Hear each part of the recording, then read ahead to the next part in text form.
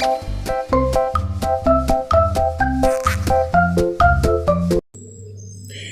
All, welcome back മന്ന kitchen. ഇന്ന് നമ്മൾ റെഡിയാക്കി എടുക്കാൻ പോകുന്നത് നല്ലൊരു അടിപൊളി മാർബിൾ കേക്കാണ്. ഈ ഒരു മാർബിൾ കേക്കിൻ്റെ ടേസ്റ്റ് എന്ന് പറഞ്ഞാൽ അത് പറഞ്ഞറിയിക്കാൻ കഴിയില്ല. നിങ്ങളിത് ഉണ്ടാക്കി കഴിച്ച് തന്നെ നോക്കണം. അത്രയ്ക്ക് ടേസ്റ്റി ആയിട്ടുള്ളൊരു കേക്കാണിത്.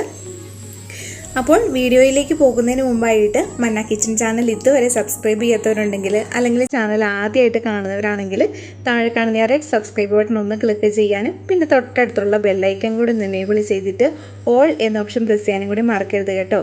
അപ്പോൾ നമുക്ക് സമയം കളയാതെ ഈ ഒരു കേക്ക് എങ്ങനെയാണ് റെഡിയാക്കി എടുക്കുന്നതെന്ന് നോക്കാം.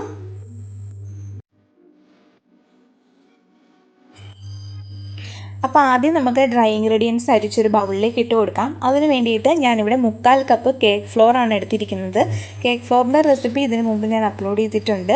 അതിൻ്റെ ലിങ്ക് താഴെ ഡിസ്ക്രിപ്ഷൻ ബോക്സിൽ കൊടുത്തേക്കാം. വളരെ ഈസി ആയിട്ട് റെഡിയാക്കി എടുക്കാവുന്നതേ ഉള്ളൂ. ഈ ഒരു കേക്ക് ഫ്ലോറിലേക്ക് 1/2 ടീസ്പൂൺ ബേക്കിംഗ് പൗഡർ കൂടി ഇട്ട് കൊടുത്തിട്ടുണ്ട്.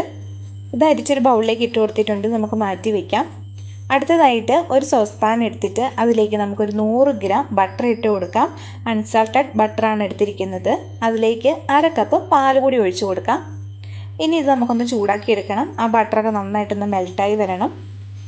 അപ്പോൾ ബട്ടർ നന്നായിട്ട് മെൽറ്റായി വന്നിട്ടുണ്ട്. ഞാനിവിടെ ചൂടോട് കൂടി തന്നെ ഡ്രൈ ഇൻഗ്രീഡിയൻസിലേക്ക് ഒഴിച്ചു കൊടുക്കുവാണ്. നിങ്ങൾക്ക് തണുത്തതിന് ശേഷവും ഒഴിച്ചു കൊടുക്കാം. ചൂടോട് കൂടി ഒഴിച്ചിട്ട് നമ്മൾ മിക്സ് ചെയ്യുന്ന സമയത്ത് നന്നായിട്ട് കട്ട പിടിക്കും. അത് സാരമില്ല. ഇനി ഇതിലേക്ക് നമുക്ക് എഗ്ഗൊക്കെ ചേർത്ത് കൊടുക്കാനുണ്ട്. അതുകൊണ്ട് കട്ട പിടിക്കുന്നത് കുഴപ്പമൊന്നുമില്ല.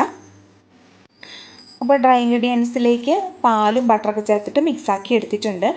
ഇനി ഞാനിവിടെ 5 മുട്ടയാണ് എടുത്തിരിക്കുന്നത്. അതിൻ്റെ യോക്കും വൈറ്റും സെപ്പറേറ്റ് ചെയ്ത് എടുത്ത് വെച്ചിട്ടുണ്ട്. അതിൽ എഗ് യോക്ക് നമുക്ക് ഈ ഒരു മിക്സിലേക്ക് ചേർത്ത് കൊടുത്തിട്ട് നന്നായിട്ട് യോജിപ്പിച്ചെടുക്കാം.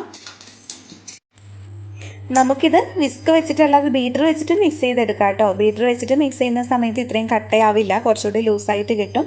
ഇനി നമുക്കൊരു 2 ടീസ്പൂൺ വാനില എസൻസ് കൂടി ചേർത്തിട്ട് ഇതൊന്ന് മിക്സ് ചെയ്തിട്ട് മാറ്റി വയ്ക്കാം. അടുത്തതായിട്ട് നമുക്ക് എഗ് വൈറ്റ് ബീറ്റ് ചെയ്തെടുക്കാം. 5 എഗ് വൈറ്റ് ആണിത്. അതിലേക്ക് ഒരു 1/4 ടീസ്പൂൺ ഉപ്പിട്ട് കൊടുത്തിട്ടുണ്ട്. ഇനി നമുക്ക് ആദ്യം മീഡിയം സ്പീഡിൽ ഇതൊന്ന് ബീറ്റ് ചെയ്തെടുക്കണം.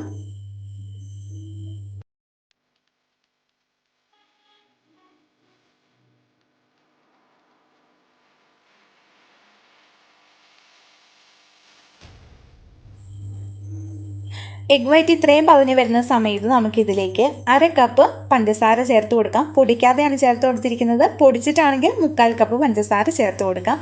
അത് നമുക്ക് കുറച്ചായിട്ട് ചേർത്തിട്ട് എഗ് വൈറ്റ് നല്ല സ്റ്റിക്സ് ആകുന്നത് വരെ ബീറ്റ് ചെയ്തെടുക്കാം.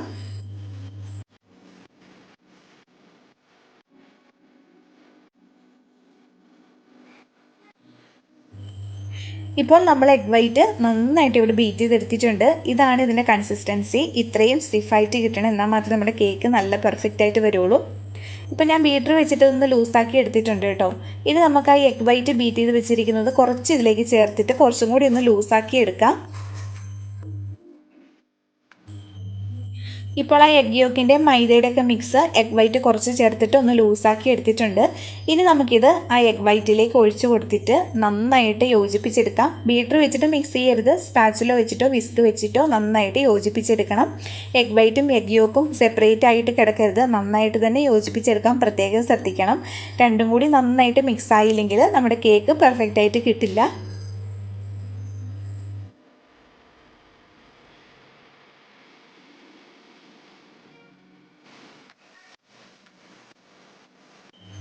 അങ്ങനെ ബാറ്റർ ഇവിടെ നന്നായിട്ട് മിക്സാക്കി എടുത്തിട്ടുണ്ട്. എഗ് വൈറ്റും യോക്കും എല്ലാം ഇവിടെ നന്നായിട്ട് യോജിപ്പിച്ചെടുത്തിട്ടുണ്ട്. ഇനി നമുക്ക് ചെയ്യേണ്ടത് ഒരു ബൗൾ എടുത്തിട്ട് ഈ ഒരു ബാറ്ററിൽ നിന്നും കുറച്ച് ഒന്ന് വേറൊരു ബൗളിലേക്ക് ഒഴിച്ചു കൊടുക്കാം. നിങ്ങൾക്ക് വേണമെങ്കിൽ പകുതി ബാറ്റർ എടുക്കാം കേട്ടോ. പകുതി വാനില ബാറ്ററും പകുതി ചോക്ലേറ്റ് ബാറ്ററും. ഞാൻ പകുതി എടുക്കുന്നില്ല, വളരെ കുറച്ച് മാത്രമേ ചോക്ലേറ്റ് ബാറ്റർ എടുക്കുന്നുള്ളൂ. ഇനി നമുക്ക് ഒരു ടേബിൾ സ്പൂൺ കൊക്കോ പൗഡർ ഒന്ന് അരിച്ച് ചേർത്ത് കൊടുക്കാം. കട്ടയൊക്കെ ഉണ്ടെങ്കിൽ അങ്ങ് പൊയ്ക്കോളും അരിച്ച് ചേർത്ത് കൊടുത്താൽ. ഇപ്പം ബാറ്റർ കുറച്ച് തിക്കായിട്ടുണ്ട്. ഇനി നമുക്ക് ഇതിലേക്ക് ഒരു ടേബിൾ സ്പൂൺ പാൽ കൂടി ചേർത്തിട്ടൊന്ന് മിക്സാക്കി എടുക്കാം.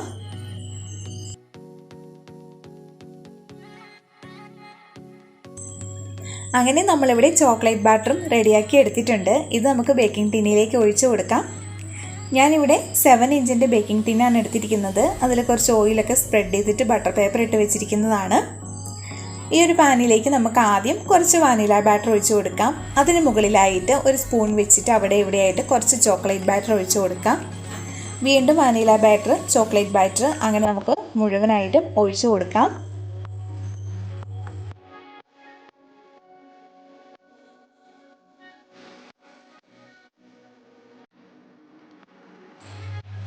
നമുക്ക് കേക്ക് ടിന്നിലേക്ക് ബാറ്ററൊക്കെ ഒഴിച്ച് കൊടുത്തതിന് ശേഷം ഒരു ടൂത്ത് പിക്ക് വെച്ചിട്ടോ ഫോർക്ക് വെച്ചിട്ടോ ഇതുപോലെ ഡിസൈനൊക്കെ വരച്ച് കൊടുക്കാം കേട്ടോ. നിർബന്ധമൊന്നുമില്ല. ഞാനിവിടെ ഓവനിലാണ് കേക്ക് ബേക്ക് ചെയ്തെടുക്കുന്നത്.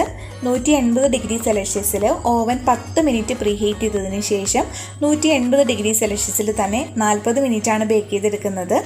ഓവൻ ഇല്ലാത്തവർക്ക് കുക്കറിൽ ഡയറക്റ്റ് ഒഴിച്ചിട്ടും സോസ് പാനിൽ ഒഴിച്ചിട്ടും ഒക്കെ റെഡിയാക്കി എടുക്കാവുന്നതാണ്. ഓരോരുത്തരുടെയും ഓവൻ്റെ ടെമ്പറേച്ചറിനും ഗ്യാസിൻ്റെ ഫ്ലെയിമിനും അനുസരിച്ച് ബേക്കിങ്ങിൻ്റെ സമയം മാറ്റം വരും.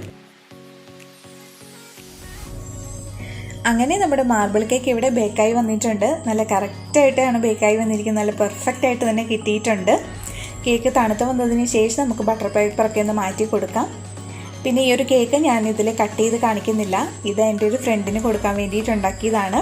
ഞാൻ സെയിൽ ചെയ്യുന്നില്ല കേട്ടോ. ഈ ഒരു രീതിയിലുണ്ടാക്കി ഞാൻ മാർബിൾ കേക്ക് സെയിൽ ചെയ്യുന്നില്ല. ഇതൊരു ഫ്രണ്ടിന് ഗിഫ്റ്റായിട്ട് കൊടുക്കാൻ വേണ്ടിയിട്ട് ഉണ്ടാക്കിയിരിക്കുന്നതാണ്. അപ്പോൾ കേക്കൊക്കെ തണുത്ത് വന്നിട്ടുണ്ട്. ബട്ടർ പേപ്പറൊക്കെ മാറ്റി കൊടുക്കാം. നല്ല സോഫ്റ്റ് ആയിട്ടുള്ളൊരു കേക്കാണ്. കാണുമ്പോൾ തന്നെ അറിയാലോ, നല്ല അടിപൊളി ടേസ്റ്റുമാണ്.